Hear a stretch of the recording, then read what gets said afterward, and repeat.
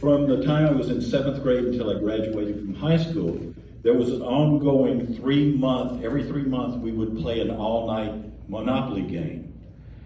Same 4 guys, really nerdy. See, Bobby Michaels' parents would go to Memphis, Tennessee, about 2 hours from my hometown, to buy things for their store, their gift shop, and leave us alone, and we would play all night long.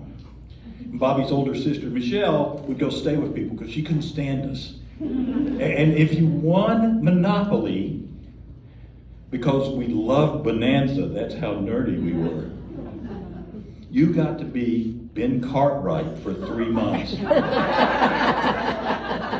And anything Ben Cartwright wanted, the other 3 had to do within reason. It couldn't be embarrassing or gross or anything like that, but buying a Coke or copying homework, things like that. It was anything went. So these were our regular every 3-month meetings, and we literally would play Monopoly all night long. Now, when we became freshmen and sophomores in high school, we discovered the Michaels liquor cabinet. But we were very smart and organized about this. You see, Marks Jackson was one of our group, and he was the artist. So when we got to the house, we would open the liquor cabinet, and he'd take a pad, and he would trace out all of the bottles in their exact locations. And then if we were going to drink out of any of them, we'd take them out, and he would draw the bottle and put exactly the level of alcohol in it. So at the end of our night, we could put water in up to the right level. You had to be careful with the darker liquors like bourbon because it might end up looking like pee. But things like vodka out of the freezer or tequila or like rum, gin, all of those were our preferred drinks. And let me point out, we didn't drink a lot. We weren't big drinkers. We would have maybe 5 or 6 drinks during the night. So out of a bottle, we may use maybe that much. But we replenished, and at the end of the night, we would look at Mark's paintings, pictures, and we'd fill it right up to the level, and we'd put it away. And this particular night, I had brought orange juice, so I was the one drinking mimosas. The end of the night, we all went home, but that afternoon, we got a phone call from Bobby Michaels, our host, saying we needed to get back over there now. And when we walked in, Miss Michaels was in the kitchen, brought us all in, and opened the freezer, and it was coated with ice and broken glass. The vodka bottle had exploded.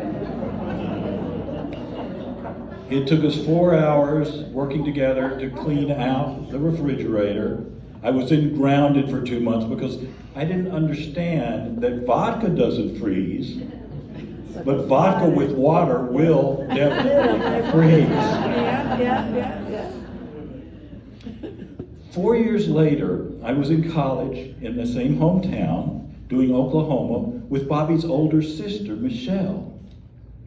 And at the closing night party at someone's house, she brings over a very, very nice bottle of vodka and hands it to me.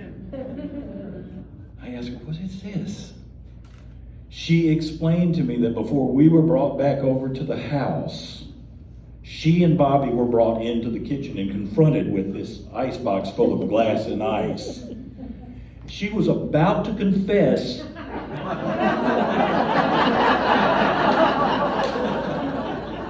that she had been taking vodka out of the bottle into a flask to take to her senior party when Bobby broke and confessed everything. And she was giving each of us a bottle of our favorite alcohol for forgiveness. We weren't watering vodka, we were watering water.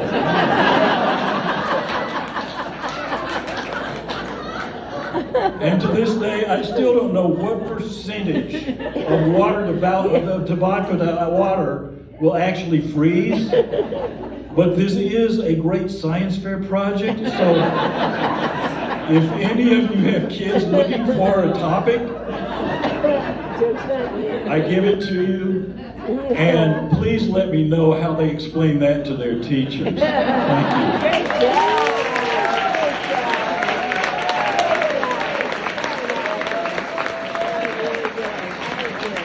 Let's give it up for Aaron McClendon!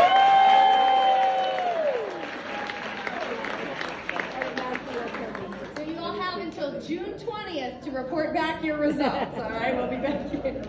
Our next teller on deck is Linda Hogan. Linda Hogan, you are on deck.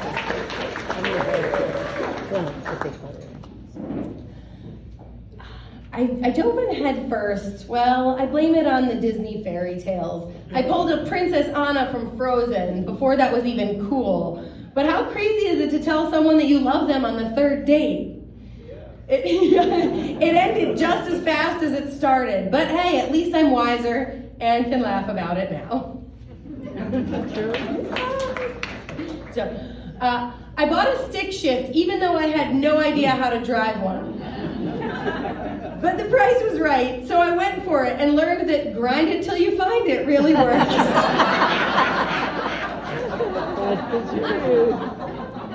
Who's gonna tell them? Judges, do we have scores for Errol? Yes, yes. All right, 1, 2, 3.